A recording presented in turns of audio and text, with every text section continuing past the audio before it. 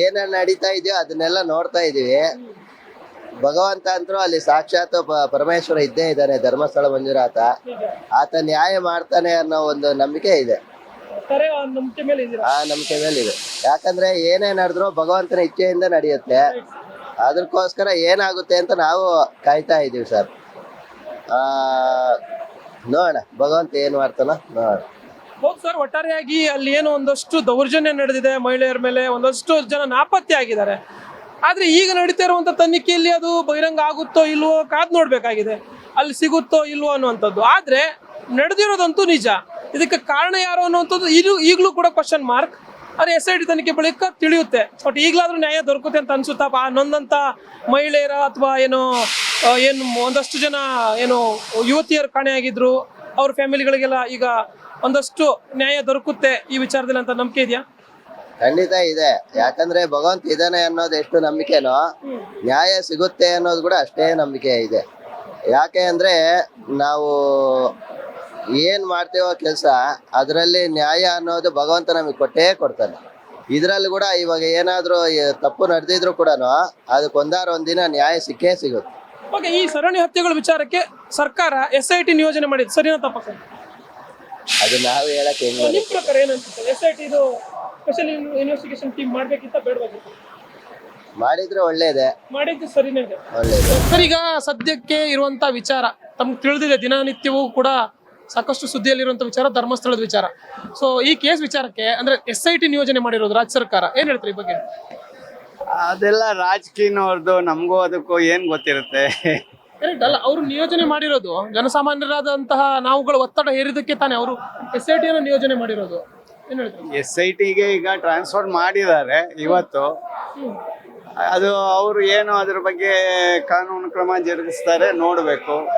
ಒಂದು ಪಕ್ಷ ಇದು ವಿರೋಧವಾಗಿದೆ ಅಂತಾರೆ, ಇನ್ನೊಂದು ಪಕ್ಷದವರು ಎಲ್ಲ ನ್ಯಾಯವಾಗಿ ಸಮ್ಮತವಾಗಿ ನಡೀತಾ ಇದೆ ಅಂತಾರೆ. ಇದ್ರ ಬಗ್ಗೆ ನಾವು ಕಾಮೆಂಟ್ ಮಾಡಕ್ಕೆ ಆಗೋದಿಲ್ಲವಲ್ಲ. ಈಗ ಒಟ್ಟು SIT ನಿಯೋಜನೆ ಮಾಡಿದ್ರೆ ಸರಿ ಇದೆ ತಾನೆ? ಇದು ನ್ಯಾಯವಾದ ಒಂದು ನ್ಯಾಯಬದ್ಧವಾಗಿದೆ. ಅವ್ರು ಏನು ಕ್ರಮ ಆಚೆ ಬರುತ್ತೆ ಅಲ್ವಾ? ಏನಿದ್ರು ಹೊರಗಡೆ ಬರುತ್ತೆ. ತಪ್ಪಾಗಿದ್ರೆ ಆಗತ್ತೆ, ಕಂಡಿಡಿತಾರೆ. ಇವಾಗ ದಿನನಿತ್ಯ ಸುದ್ದಿಯಲ್ಲಿರುವಂತ ವಿಚಾರ ಧರ್ಮಸ್ಥಳದ ವಿಚಾರ, ವಿಶೇಷವಾಗಿ ಇದು ಮಹಿಳೆಯರಿಗೆ ಸಂಬಂಧಪಟ್ಟಂತ ಅಂತ ಹೇಳ್ಬೋದು. ಸಾಕಷ್ಟು ಜನರಿಗೆ ಅನ್ಯಾಯ ಆಗಿದೆ, ಅವ್ರ ಮೇಲೆ ದೌರ್ಜನ್ಯ ಆಗಿದೆ, ಹತ್ಯೆ ಆಗಿದೆ ಅನ್ನುವಂಥ ವಿಚಾರಕ್ಕೆ ಒಬ್ಬ ದೂರದಾರ ಮುಂದೆ ಬರ್ತಾನೆ, ಕಂಪ್ಲೇಂಟ್ ಕೊಡ್ತಾನೆ. ಆ ವಿಚಾರಕ್ಕೆ SIT ರಚನೆ ಆಗುತ್ತೆ. SIT ರಚನೆ ಆಗಿ ಅದು ಒಂದಷ್ಟು ತನಿಖೆ ಆಗುತ್ತೆ. ಏನ್ ಹೇಳಕ್ ಬಯಸ್ತಾರೆ ಈ ವಿಚಾರದ ಬಗ್ಗೆ? ಈಗ ಸರ್ಕಾರ ಏನ್ ಯೋಚನೆ ಮಾಡಿದೆ ತನಿಖೆ ಆಗ್ಬೇಕು ಅನ್ನೋದು ಆಗ್ಲಿ. ಅದಕ್ಕೆ ಏನು ದೌರ್ಜನ್ಯ ಆಗಿದೆ ಹೆಣ್ಮಕ್ಳ ಮೇಲೆ, ಅದಕ್ಕೆ ನ್ಯಾಯ ಸಿಗುವಂತ ಸಿಗ್ಲಿ. ಆದ್ರೆ ಒಂದು ಪವಿತ್ರವಾದಂತ ಒಂದು ಧರ್ಮಸ್ಥಳದ ಮೇಲೆ ಸುಮ್ನೆ ಅಪಪ್ರಚಾರ ಮಾಡ್ತಿರುವಂತದ್ದು ಮಾತ್ರ ನಾವು ಸಾರ್ವಜನಿಕವಾಗಿ ನಾವು ಅದನ್ನ ವಿರೋಧಿಸ್ತೀವಿ. ನಿಜ ನಿಜ, ಅಪಪ್ರಚಾರ ಆಗ್ಬಾರ್ದು. ಬಟ್ ಸತ್ಯ ಆಚೆ ಬರ್ಬೇಕು. ಇಲ್ಲಿ ಏನಾದ್ರು ಸತ್ಯ ಆಚೆ ಬರ್ಲಿ, ನಾವು ಅದ್ರ ಬಗ್ಗೆ ಏನು ಹೇಳೋದಿಲ್ಲ. ಆದ್ರೆ ಯಾರೋ ಒಬ್ಬ ಅನಾಮಿಕ ಬಂದ್ಕೊಂಡು ಅಲ್ಲಿದೆ ಇಲ್ಲಿದೆ ಅಂತ ಹೇಳಿ ಕೋಟ್ಯಾಂತರ ರೂಪಾಯಿ ನಷ್ಟ ಮಾಡ್ತಿರೋದು, ಇದು ನಾವು ಮಾತ್ರ ಸಾರ್ವಜನಿಕವಾಗಿ ನಾವು ಸಹಿಸೋದಿಲ್ಲ. ಇದನ್ನ ಸುಮ್ನೆ ಒಂದು ಪುಣ್ಯ ಕ್ಷೇತ್ರ, ಯಾಕಂದ್ರೆ ಹಿಂದೂಗಳ ಒಂದು ಪವಿತ್ರ ಕ್ಷೇತ್ರ ಅದು, ಅದ್ರ ಮೇಲೆ ದೌರ್ಜನ್ಯ ಆಗ್ತಿರೋದನ್ನ ನಾವು ಸಹಿಸೋದಿಲ್ಲ. ರಾಜ್ಯ ಸರ್ಕಾರ ನಿಯೋಜನೆ ಮಾಡಿರುವಂತ SIT ಬಗ್ಗೆ, ಈ ಕ್ರಮದ ಬಗ್ಗೆ ಏನ್ ಹೇಳ್ತೀರಾ? SIT ಬಗ್ಗೆ ನಮ್ದು ಒಪ್ಪಿಗೆ ಇದೆ, ಅದ್ರ ಬಗ್ಗೆ ನಾವೇನು ಹೇಳೋದಿಲ್ಲ. ತನಿಖೆ ಈಗ ಕೆಲವೊಂದಷ್ಟು ಜನ ಅಲ್ಲಿ ಅತ್ಯಾಚಾರಗಳು ನಡೀತಾ ಇದೆ, ಅದು ತನಿಖೆ ಆಗ್ಲಿ, ಸತ್ಯತೆ ಹೊರಗೆ ಬರ್ಲಿ ಅಂತಾನೆ ನಾವು ಹೇಳ್ತೀವಿ. ಈಗ ಏನಂದ್ರೆ ಧರ್ಮಸ್ಥಳದ ವಿಚಾರಕ್ಕೆ ದಿನನಿತ್ಯ ನೋಡ್ತಾ ಇರ್ತೀರಾ ನ್ಯೂಸ್. ಇಷ್ಟು ವರ್ಷದಿಂದ ಸರ್, ಇಷ್ಟು 3-4 ದಶಕಗಳಿಂದ ಇದೊಂದು ಕ್ವಶನ್ ಮಾರ್ಕ್ ಆಗಿ ನೋಡ್ತಾ ಇದೀವಿ. ಸೊ ಈಗ SIT ರಚನೆ ಮಾಡಿತ್ತು ರಾಜ್ಯ ಸರ್ಕಾರ, ಏನ್ ಹೇಳ್ತಾರೆ ಇದ್ರ ಬಗ್ಗೆ? SIT ರಚನೆ ಮಾಡಿರೋದು ಸ್ವಾಗತಾರ್ಹವಾದಂಥ ವಿಷಯನೇ, ಒಳ್ಳೆ ಕೆಲಸ. ಉದ್ಘಾಟನೆ ಆಗ್ತಾ ಇದೆ. ಮಂಜುನಾಥ ಸ್ವಾಮಿಗೆ ಅದರ ಭಕ್ತರಿಗೆ ಏನು ಇದರಿಂದ ಏನು ತೊಂದರೆ ಇಲ್ಲ. ಯಾರು ತಪ್ಪು ಮಾಡಿದ್ದಾರೆ ಅವ್ರಿಗೆ ಶಿಕ್ಷೆ ಆಗಲಿ ಅನ್ನೋದು ಸರ್ಕಾರದ ನಿಲುವು. ಆ ನಿಟ್ಟಿನಲ್ಲಿ ಉದ್ಘಾಟನೆ ಆಗ್ತಾ ಇದೆ. ಸತ್ಯ ಹೊರಗೆ ಬರುತ್ತೆ. ಸತ್ಯ ಹೊರಗೆ ಬರೋದ್ರ ಬಗ್ಗೆ ಯಾಕೆ ಭಯ ನಿಮಗೆ? ಯಾರು ಭಯಪಡುವಂಥದ್ದು ಅವಶ್ಯಕತೆ ಏನೂ ಇಲ್ಲ. ಇಲ್ಲಿ ಯಾರು ಕಲ್ಪ್ರಿಟ್ಸು, ಯಾರು ಆರೋಪಿಗಳು FIR ಹಾಕಿಲ್ಲ, ಯಾರ ಮೇಲೇನೂ ಆರೋಪ ಮಾಡ್ತಾ ಇಲ್ಲ. ಯಾವನೋ ಒಬ್ಬ ಅನಾಮಧೇಯ ವ್ಯಕ್ತಿ ಬಂದ್ಬಿಟ್ಟು ನಾನು ಈ ಥರ ಮಾಡಿದ್ದೀನಿ ಅಂತ ಹೇಳಿದಾನೆ. ನಮ್ಮ ಪ್ರಜಾಪ್ರಭುತ್ವ ವ್ಯವಸ್ಥೆಯಲ್ಲಿ ಒಬ್ಬ ದೂರು ಕೊಟ್ಟಾಗ, ಒಂದು ಅನಾಮಧೇಯ ವ್ಯಕ್ತಿ ಬಂದು ಒಂದು ಸಾಕ್ಷಿ ನುಡಿದಾಗ ಅದು ಉದ್ಘಾಟನೆ ಮಾಡಿ ಆ ಸಾಕ್ಷಿ ಪುರಾವೆಗಳನ್ನು ಫೈಂಡ್ ಔಟ್ ಮಾಡಬೇಕಾದ್ದು ಸರ್ಕಾರದ ಕರ್ತವ್ಯ, ಪೊಲೀಸ್ ಇಲಾಖೆ ಕರ್ತವ್ಯ. ಪೊಲೀಸ್ ಇಲಾಖೆ ತನ್ನ ಕೆಲಸ ಮಾಡ್ತಾ ಇದೆ. ಸರ್ಕಾರ ಆಗಲಿ ಜನರಾಗಲಿ ಇದು ಇಂಟರ್ಫಿಯರ್ ಮಾಡದಂಗೆ ಪೊಲೀಸ್ ಇಲಾಖೆ ತನ್ನ ಕೆಲಸ ಮಾಡಕ್ ಬಿಡಬೇಕು. ಇನ್ನ ಧರ್ಮಸ್ಥಳದ ವಿಚಾರಕ್ಕೆ ರಾಜ್ಯ ಸರ್ಕಾರ SIT ರಚನೆ ಮಾಡಿದ್ರೆ ಒಂದ್ ಕಡೆ ತನಿಖೆ ನಡೀತಾ ಇದ್ರೆ ಇನ್ನೊಂದ್ ಕಡೆ ವಿರೋಧ ಪಕ್ಷವಾಗಿರುವಂತಹ ಬಿಜೆಪಿ ಅವರು ಮೊನ್ನೆ ಶನಿವಾರ ದಿನ ಏನು ಧರ್ಮಸ್ಥಳ ಚಲೋ ಅಂತ ಒಂದು ಏನು ರ್ಯಾಲಿ ನಡೆಸ್ತಾರೆ. ಇದ್ರ ಬಗ್ಗೆ ಏನು ಹೇಳ್ತೀರಾ? ಧರ್ಮದ ವಿಚಾರದಲ್ಲಿ ಯಾವುದೇ ಪಕ್ಷಗಳು ಯಾವುದೇ ಸಂಘ ಸಂಸ್ಥೆಗಳು ರಾಜಕೀಯ ಮಾಡೋದು ಅಕ್ಷಮ್ಯ, ಸರಿಯಲ್ಲ. ಇದು ಧರ್ಮಸ್ಥಳವನ್ನು ರಕ್ಷಣೆ ಮಾಡಬೇಕಾದ್ದು ಭಕ್ತರ ಕರ್ತವ್ಯ. ಅದು ಮಂಜುನಾಥ ಸ್ವಾಮಿನ ನಾವು ರಕ್ಷಣೆ ಮಾಡ್ಕೊಂತೀವಿ, ಅದು ನಮ್ಮ ಕರ್ತವ್ಯ, ನಾವು ಮಾಡ್ಕೊಂತೀವಿ. ಮಂಜುನಾಥ ಸ್ವಾಮಿ ಸುತ್ತ ಇರುವಂಥ ರಾಹುಕೇತುಗಳ ರಕ್ಷಣೆ ಮಾಡೋದು ನಮ್ಮ ಕರ್ತವ್ಯ ಅಲ್ಲ. BJP ರಾಜಕೀಯ ಮಾಡಬೇಕೇ ಹೊರತು ಈ ವಿಷಯದಲ್ಲಿ ರಾಜಕೀಯ ಮಾಡೋದು ತಪ್ಪು. ಧರ್ಮದ ವಿಷಯದಲ್ಲಿ ರಾಜಕೀಯ ಮಾಡುವಂಥವರಿಗೆ ಅದು ಮುಂದಿನ ದಿನಗಳಲ್ಲಿ ಗೊತ್ತಾಗುತ್ತೆ, ನಷ್ಟ ಆಗುತ್ತೆ, ಇದು ನಷ್ಟದ ವ್ಯಾಪಾರ ಆಗುತ್ತೆ ಅನ್ನೋದು ಮುಂದಿನ ದಿನಗಳಲ್ಲಿ ಅವ್ರಿಗೆ ಗೊತ್ತಾಗುತ್ತೆ. ದಿನನಿತ್ಯ ನೋಡ್ತಾ ಇದ್ದೀರಾ ಧರ್ಮಸ್ಥಳದ ವಿಚಾರ, SIT ರಚನೆ ಆಗಿದೆ, ತನಿಖೆ ನಡೀತಾ ಇದೆ, ಏನ್ ಹೇಳಕ್ ಬಯಸ್ತೀರಾ? SIT ರಚನೆ ಆಗಿದೆ, ತನಿಖೆ ನಡೀತಾ ಇದೆ.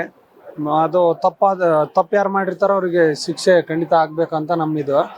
ಬಟ್ ಈ ವಿಚಾರದಲ್ಲಿ ಸರ್ಕಾರ ಸೂಕ್ತವಾದ ಕ್ರಮವನ್ನ ಬೇಗ ಕೈಗೊಳ್ಳಿ ಅಂತ ನಾವು ಕೇಳಿದ್ವಿ. ಒಂದಷ್ಟು ಜನ ಆ ಶ್ರೀ ಕ್ಷೇತ್ರಕ್ಕೆ ಹೆಸರು ಹಾಳಾಗುತ್ತೆ, ಧರ್ಮಸ್ಥಳದ ಹೆಸರು ಹಾಳಾಗುತ್ತೆ ಅನ್ನುವಂತೆ ಒಂದಷ್ಟು ಜನ ಹೇಳ್ತಾ ಇದ್ರು. ತಮ್ಮ ಅಭಿಪ್ರಾಯ ಏನಿದೆ?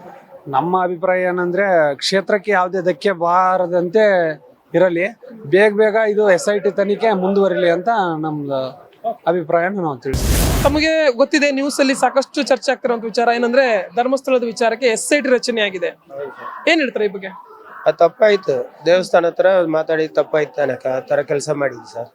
ಈಗ ತನಿಖೆ ನಡೆಸ್ತಾ ಇರುವಂತದ್ದು ಸರಿಯಾದ ಕ್ರಮ ಅಲ್ವಾ? ತಪ್ಪ ಯಾಕೆ ತಪ್ಪು ಅನ್ಸುತ್ತೆ ತಮಗೆ? ಇಲ್ಲ ಸರ್, ತಮಿಳ್ನಾಡಿನಿಂದ ಇವಾಗ ಇಷ್ಟೊಂದು ದೇವಸ್ಥಾನದಲ್ಲಿ ಇವರು ದೊಡ್ಡ ಮನುಷ್ಯರು ಹಿಂಗ್ ಮಾಡಿದಾರಲ್ವಾ, ಅದೇ ತಪ್ಪು. ಅದಕ್ಕೆ ಏನ್ ನೀವು ಮಾತಾಡಿದಾರೆ ಅವ್ರ ದಂಡನೆ ಕೊಡ್ಬೇಕಾಯ್ತು. ಅಲ್ಲ, ಯಾರು ತಪ್ಪು ಮಾಡಿದಾರೆ ಅವ್ರು ಶಿಕ್ಷೆ ಆಗ್ಲಿ ಅಂತೀರಾ? ಹೌದು. ಅಲ್ಲ, ಈಗ SIT ಅಂದ್ರೆ ಸ್ಪೆಷಲ್ ಇನ್ವೆಸ್ಟಿಗೇಷನ್ ಟೀಮ್ ಅಂತ ಮಾಡಿರೋದು ರಾಜ್ಯ ಸರ್ಕಾರ. ಈ ವಿಚಾರದಲ್ಲಿ ಒಂದು ಏನು ಇಷ್ಟು ದಿನದ ಒಂದು ಹುದುಗಿಟ್ಟ ಸತ್ಯ ಇದೆ ಅಲ್ಲ, ಅದು ಆಚೆ ಬರಲಿ ಅಂತ, ಕ್ವಶನ್ಗೆ ಆನ್ಸರ್ ಸಿಗ್ಲಿ ಅಂತ. ಹೌದು ಸರ್, ಆಚೆ ಸಿಕ್ಲಿ. ತಪ್ಪು ಮಾಡಿಯವ್ರಿಗೆ ದಂಡನೆ ಕಡಿಬೇಕು. ಸದ್ಯಕ್ಕೆ ಪ್ರಚಲಿತದಲ್ಲಿರುವಂತ ವಿಚಾರ, ಸಾಕಷ್ಟು ದಿನಗಳಿಂದ ಚರ್ಚೆ ಆಗ್ತಾ ಇರುವಂತ ವಿಚಾರ, ಧರ್ಮಸ್ಥಳದ ವಿಚಾರ. SIT ರಚನೆ ಆಗಿದೆ, ತನಿಖೆ ಆಗ್ತಾ ಇದೆ. ಸೊ ಸರ್ಕಾರದ ಈ ಕ್ರಮದ ಬಗ್ಗೆ ಏನ್ ಹೇಳಬೇಕು?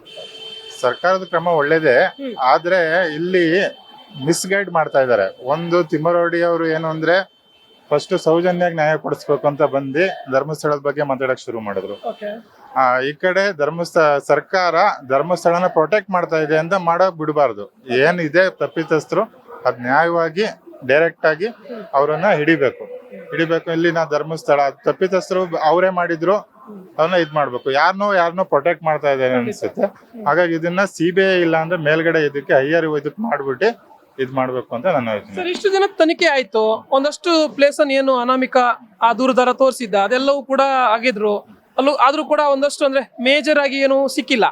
ಆದ್ರೆ ಇನ್ನಷ್ಟು ಜಾಗ ತೋರಿಸ್ತಾನಾತ, ಅದನ್ನ ಅಗಿಲಿ ಅಂತ ಎಕ್ಸ್ಪೆಕ್ಟ್ ಮಾಡ್ತೀರಾ, ಅಥವಾ ಈ ತನಿಖೆ ನೀವು ಹೇಳ್ದಂಗೆ CBI ಇನ್ನೂ ಒಂದು ಬೇರೆ ಯಾವ್ದು ತನಿಖಾ ಸಂಸ್ಥೆ ಕೊಡ್ಲಿ ಅಂತೀರಾ? ಏನ್ ಹೇಳ್ತೀರಾ? ಬೇರೆ ತನಿಖಾ ಸಂಸ್ಥೆ ಕೊಡೋದು ಒಳ್ಳೇದು. ಯಾಕಂದ್ರೆ ಸರ್ಕಾರನೇ ಸದನದಲ್ಲಿ ಧರ್ಮಸ್ಥಳದ ವಿರುದ್ಧ ಮಾತಾಡಬಾರ್ದು, ಹೆಗ್ಡೆಯವ್ರ ವಿರುದ್ಧ ಮಾತಾಡಬಹುದು, ಆ ವ್ಯಕ್ತಿ ವಿರುದ್ಧ ಮಾತಾಡಬಾರ್ದು, ಹಾಗೆ ಹೀಗೆ ಅಂತಿದ್ದಾರೆ. ಒಟ್ಟಿನಲ್ಲಿ ಅಲ್ಲಿ ತಪ್ಪುಗಳು ನಡೆದಿದೆ, ಅದು ಎಲ್ಲರಿಗೂ ಗೊತ್ತಿದೆ.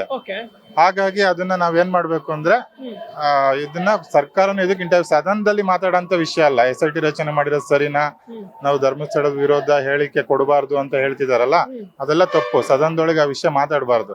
ಏನು ತನಿಖೆಗೆ ಬಿಟ್ಟಿದ್ದಾರೆ, ಏನ್ ಬರುತ್ತೆ ಫಲಿತಾಂಶ ಅದ್ರ ಮೇಲೆ ಕಾನೂನು ಕ್ರಮ ಕೈಗೊಳ್ತೀವಿ ಅಂತ ಒಂದ್ ಹೇಳೋದ್ ಬಿಟ್ರೆ, MLAಗಳು ಅದ್ರ ಪರವಾಗಿ ಅದ್ರ ವಿರೋಧವಾಗಿ ಅವ್ರ ವಿರುದ್ಧವಾಗಿ ಮಾತಾಡಬಾರ್ದು, ಅದೆಲ್ಲ ಹೇಳಿಕೆ ಇಲ್ಲ. ತಿಮ್ಮರೋಡಿ ಮಾಡಿರೋದು ಕರೆಕ್ಟ್ ಇದೆ, ಮಠಣ್ಣ ಅವರದ್ದು ಕರೆಕ್ಟ್ ಇದೆ. ಅವ್ರ ಚಿಂತನೆ ಫಸ್ಟ್ ಬಂದಿದ್ದು ಸೌಜನ್ಯಕ್ಕೆ ನ್ಯಾಯ ಕೊಡ್ಬೇಕು ಅಂತ. ಧರ್ಮಸ್ಥಳ ಸಂಘಗಳಲ್ಲಿ, ಮೈಕ್ರೋ ಫೈನಾನ್ಸ್ ಗಳಲ್ಲಿ